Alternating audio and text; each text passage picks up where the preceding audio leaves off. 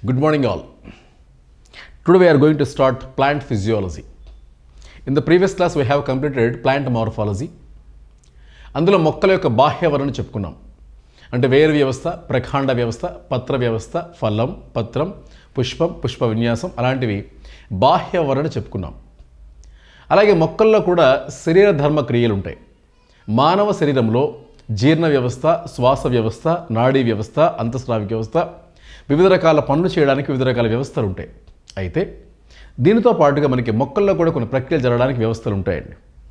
మొక్కల్లో జరిగే ఈ యొక్క ప్రక్రియలు చూడండి, వృక్ష శరీర ధర్మశాస్త్రం, ప్లాంట్ ఫిజియాలజీ. ప్లాంట్ ఫిజియాలజీ అండి. ఇంత ముందుగా మానవ శరీర ధర్మశాస్త్రం యొక్క పితామహుడు విలియం హార్వే అండి.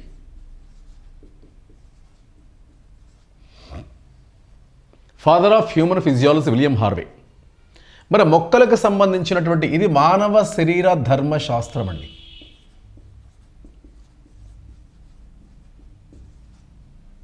మానవ అంటే father of human physiology he's called as William Harvey. William Harvey is called as father of plant human physiology. మరి వృక్ష శరీర ధర్మశాస్త్ర పితామహుడు ఎవరు అని క్వశ్చన్ వేసుకుంటే స్టీఫెన్ హేల్స్. ఇతను వేరు పీడనాన్ని ప్రతిపాదించాడండి. Stephen Hales. Root pressure, the concept was proposed by Stephen Hales. వృక్ష శరీర ధర్మశాస్త్రం స్టీఫెన్ హేల్స్. సరే, మరి వృక్ష శరీర ధర్మశాస్త్రంలో ఎటువంటి అంశాలు ఉంటాయి చెప్పుకున్నాం. కిరణజన్య సంయోగ క్రియ, శ్వాసక్రియ, బాష్పోత్సేకం, విసరణ, ద్రవాభిసరణ, నిపానం, ఇలా వృద్ధి హార్మోన్లు అంటే గ్రోత్ హార్మోన్స్, అది గ్రోత్ రెగ్యులేటర్స్ అంటాం మనం, వృద్ధి నియంత్రకాలు. ఇలాగే మొక్కల యొక్క ఆర్థిక ప్రాముఖ్యత కూడా ఉంటుందండి. ఎకనామిక్ ఇంపార్టెన్స్ ఆఫ్ ప్లాంట్స్ అనే ఒక చాప్టర్ ఉంటుంది. ఇవన్నీ కూడా మనకి ఇంపార్టెంట్ క్యారెక్టర్స్ అండి. ఈ రీసెంట్ జరిగినటువంటి టీఎస్పీఎస్సీ, ఏపీపీఎస్సీలో కానీ, ఆర్ఆర్బీ ఎన్టీపీఎస్లో కానీ బాటనీ యొక్క ప్రాధాన్యత పెరిగింది. మీరు గమనించినట్లయితే గత 1-2 సంవత్సరాల లోపల ప్రతి ప్రశ్నపత్రాలు కూడా బాటనీ టాపిక్స్ యొక్క బిట్లు పెరగడం జరిగింది. అది కూడా డెప్త్ ఆడడం జరుగుతూ ఉంది. ఫర్ ఎగ్జాంపుల్, ఇందులో మనం ఫస్ట్ చాప్టర్స్ చూద్దామండి. దాని నుంచి 1 by 1 పోదాం మనం. ఒకటి,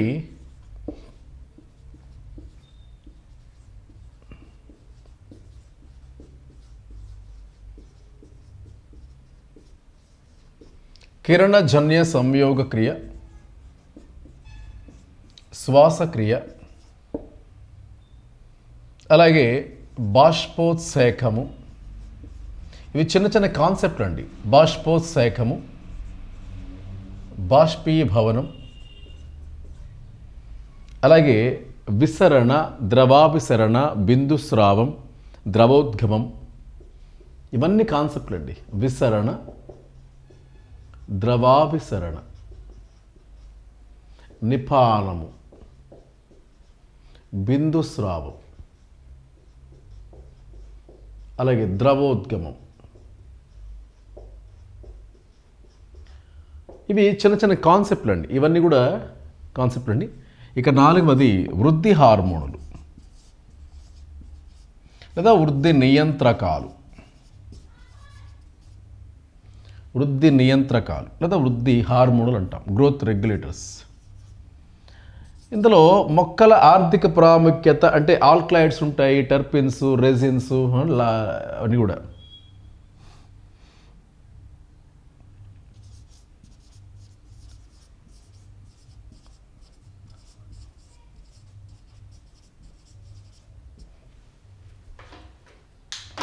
ఎస్, ఈ 5 కూడా దీనికి సంబంధించినవేనండి. మొక్కల ఆర్థిక ప్రాముఖ్యత.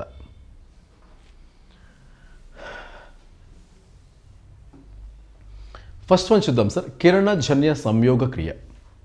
పేర్లో ఉంది సార్, కిరణము అంటే సూర్యకాంతి, జన్యువులు అంటే కారకాలు, సంయోగం వీటన్నిటితో కలిపి ఆహారము తయారు చేసుకునే ప్రక్రియ పేరే కిరణజన్య సంయోగ క్రియ అంటాం. షార్ట్కట్లో అంటే మొక్కల సూర్యకాంతి సమక్షంలో నేల నుంచి నీరుని, గాలి నుంచి CO2ని, మొక్క లోపల పత్రహరితను వాడుకొని ఆహారాన్ని తయారు చేసుకునే ప్రక్రియను ఏమంటామంటే కిరణజన్య సంయోగక్రియ అంటాం మనం. ఇంగ్లీష్లో దీన్ని ఫోటోసింథసిస్ అంటాం. దీన్ని ఫోటోసింథసిస్.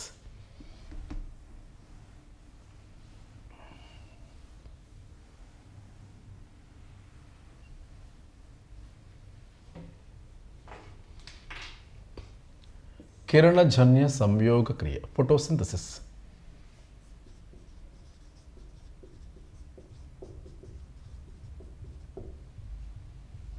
రైట్.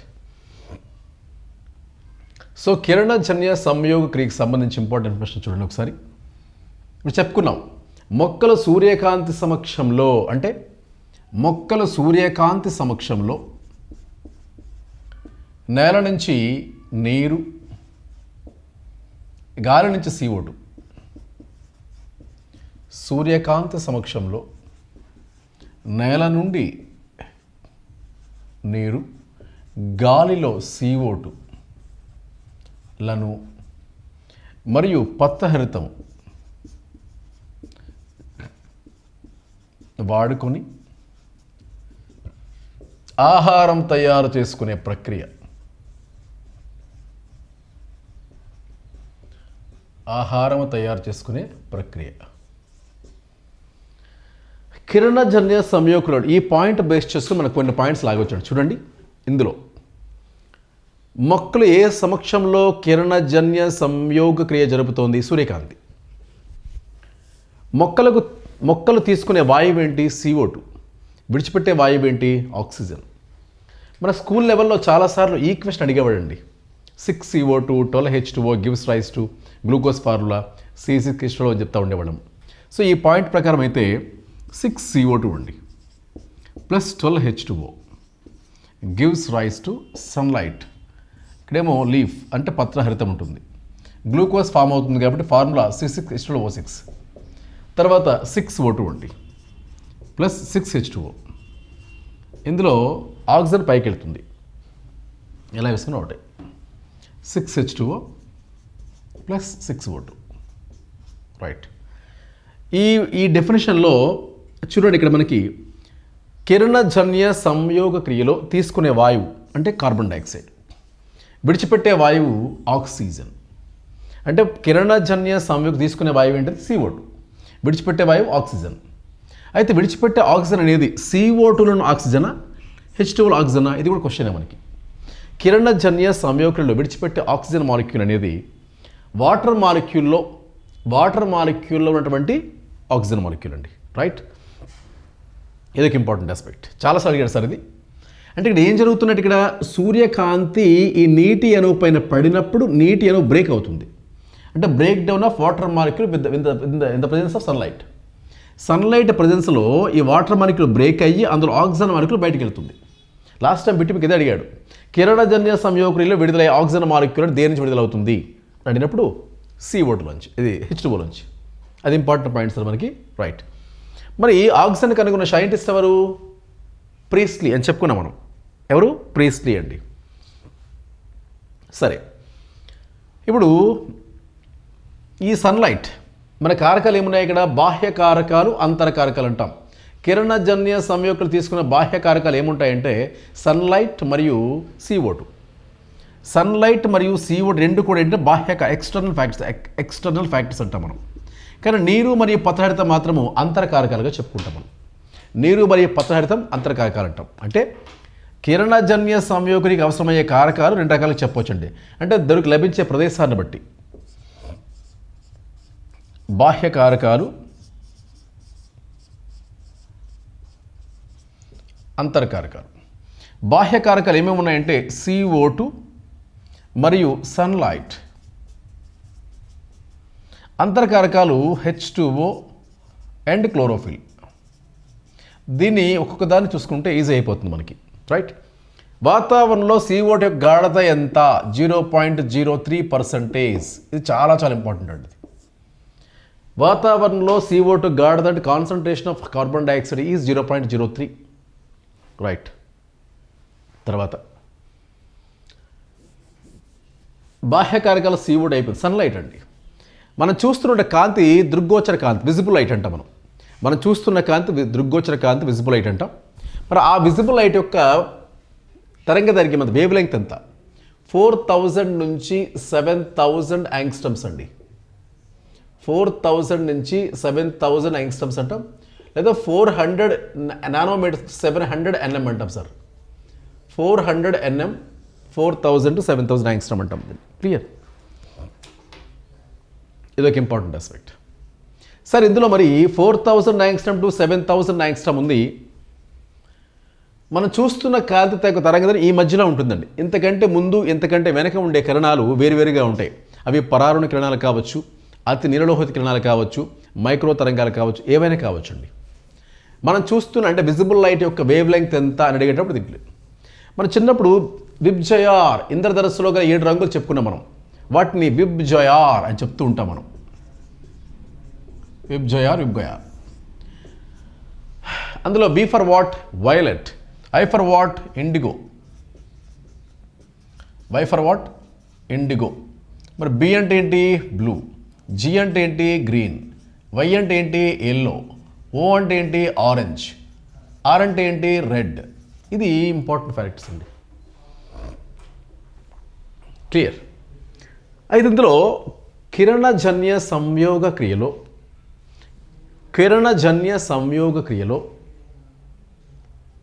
ఎక్కువగా జరుగు కాంతి అంటే ఏ కాంతిలో ఎక్కువగా కిరణజన్య సంయోగం జరుగుతుంది అని క్వశ్చన్ వేసుకుంటే చాలామంది గ్రీన్ అనుకుంటారండి. అసలు గ్రీన్లో జరగదండి. గ్రీన్లో జరగదు. ఫస్ట్ రెడ్ అండి, తర్వాత బ్లూ. చాలా చాలా ఇంపార్టెంట్ సార్. కిరణజన్య సంయోగ క్రియ ఎక్కువగా జరిగేటువంటి కాంతులు ఈ రెండండి, రెడ్ అండ్ బ్లూ. అరుణ మరియు నీలపు రంగు, లేదా రెడ్ ఎరుపు లేదా నీలపు వర్ణం అంటాం. కిరణజన్య సంయోగం ఎక్కువగా జరిగే కాంతి ఏంటంటే రెడ్ అండ్ బ్లూ. అసలు జరగని కాంతి గ్రీన్ అండి. అసలు జరగని కాంతి గ్రీన్. ఎందుకంటే రైట్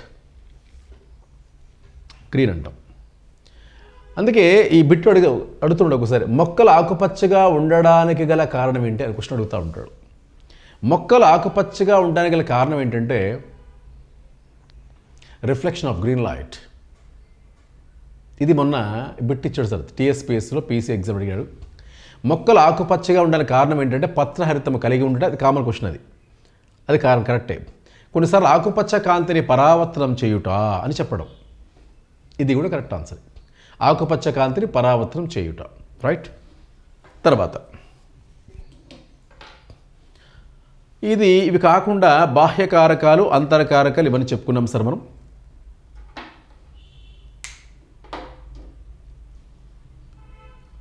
సరే, మరి పత్రహరితంలో ఉండే మూలకం ఏంటి? రక్తం ఎర్రగా ఉండడానికి కారణం హిమోగ్లోబిన్ కదా.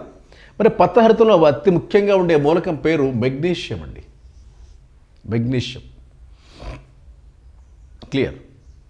తర్వాత మరి కిరణజన్య సంయోగక్రియ ఎన్ని దశల్లో పూర్తవుతుందో, అసలు దీన్ని కనుగొన్న వారు ఎవరని చెప్పడం చూడండి ఒకసారి. కిరణజన్య సంయోగక్రియ కనుగొన్నది యాక్చువల్గా పూర్తయ్యే దశలు రెండండి. కిరణజన్య సంయోగక్రియ జరుగు కణాంగము హరితరేణు అండి. హరితరేణు, దాన్ని క్లోరోప్లాస్ట్ అంటాం మనం. క్లోరోప్లాస్ట్. కిరణజన్య సంయోగక్రియ జరుగు కణాంగము హరితరేణువు.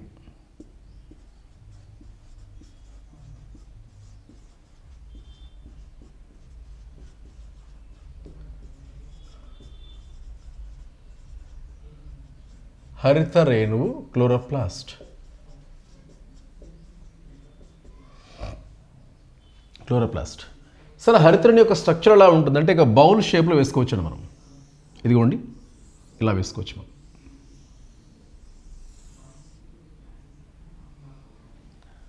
కిరణజన్య సంయోగక్రియ తీసుకున్నట్లయితే ఈ కణాంగాన్ని ఆవరించి ద్వయత్వచం ఉంటుందండి. ద్వయత్వచం. క్లియర్? ఇందులో చూడండి, మనకి ఇళ్లలో ప్లేట్లు వరుస పేర్చి ఎలా ఉంటే అలా ఉంటుందండి. అంతర్నిర్మాణంలో ప్లేట్లు ఎలాగైతే ఇలా అమర్చుతామో హాస్టల్లో కానీ ఇళ్లలో కానీ ఇలా ఉంటాయి. వీటిని ఏమంటారంటే గ్రాణ అంటాం సార్. గ్రాణ. క్లియర్. ఈ పైన ద్వయత్వచం,